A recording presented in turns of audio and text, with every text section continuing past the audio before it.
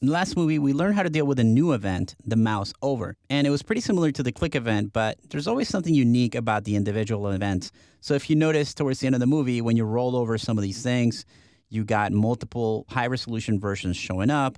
And sometimes when you rolled over these big images, you would get these other errors. Like sometimes it would give you these empty images and you would see these errors piling up. So we need to deal with the mouse out event. And we're going to learn how to do that in this movie. With a lot of events, especially an event like mouse over, you're going to have to worry not just about the event itself, but any related events that might come up when you work with the JavaScript file. So let's go ahead and fix this. I'm going to add an event listener. Now this time, I'm going to add the event listener inside this event listener.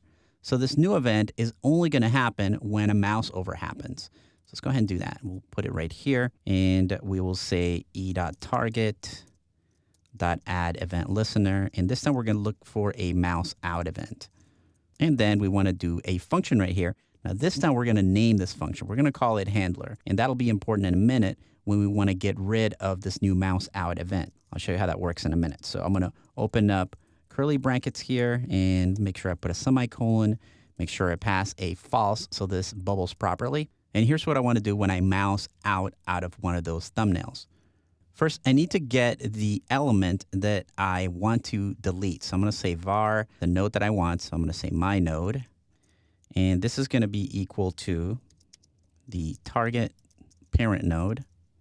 And I named this event D. So I want to make sure that I pass it along D, target parent node. And then I'm going to do a query selector to select the element that I want.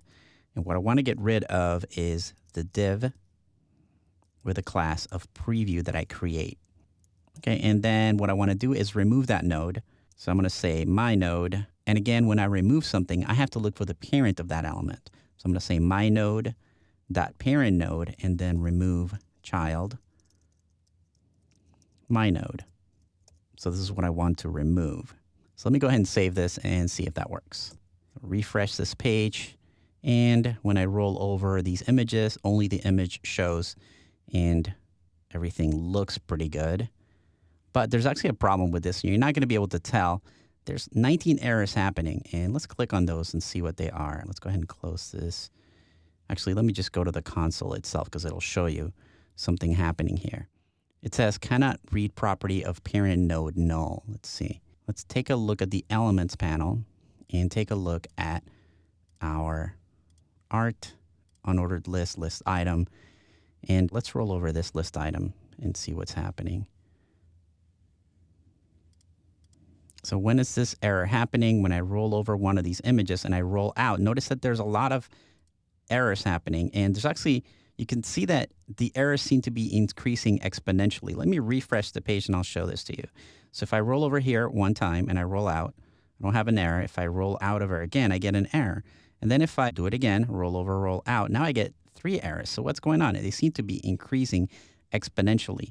What's happening here is that some of the events are still being called. So what's happening is I get a mouse out event, and then the second time I roll over and I roll out, I'm getting 2 mouse out events. So there's a bunch of events that are staying in the event queue that are not being processed, and that's what's causing this error. So we need to fix that by removing the events that we have in the queue. Events in JavaScript work by inserting themselves into a queue, and they will remain there until they're needed. So if you don't remove some events, it's going to cause a problem like this. And it's sort of hard to figure out because it's not doing anything visually that shouldn't be working. So this all looks good. It's just that you're getting a bunch of errors and you don't even know it. So here's how we're going to fix that. Back into our code. So what we want to do here is remove the element. Now I can use e.target or the word this if I want to and say remove the event listener, and I have to tell it what I want to remove. In this case, it's going to be mouse out, and then I'm going to call the function that I created. Remember, I gave it a name earlier, and I didn't give this one a name. This one doesn't need one because the mouse over event doesn't need to be removed in this case.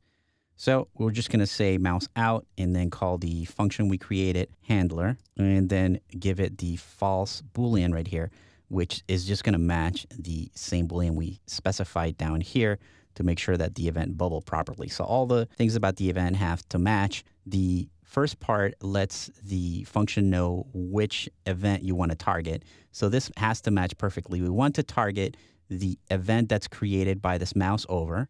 And that's what we did to create the function right here. And then we want to tell it what we want to remove. So this mouse out calls this function called handler here. And so that's what I need to use as the second parameter. And then the last parameter just has to match whatever we put down here. So let's go ahead and save this, and we'll switch over, refresh. It's working just like before, but if we inspect element, we're not going to get any JavaScript errors whenever we roll over these elements. And that's really what we want. So even though sometimes you don't see any errors visually with events, you've got to be careful and always check your console. If you didn't get rid of that element, it would eventually generate some problems with memory that you may have not known, but your users might definitely feel whenever a browser crashes because there's too many events in the queue.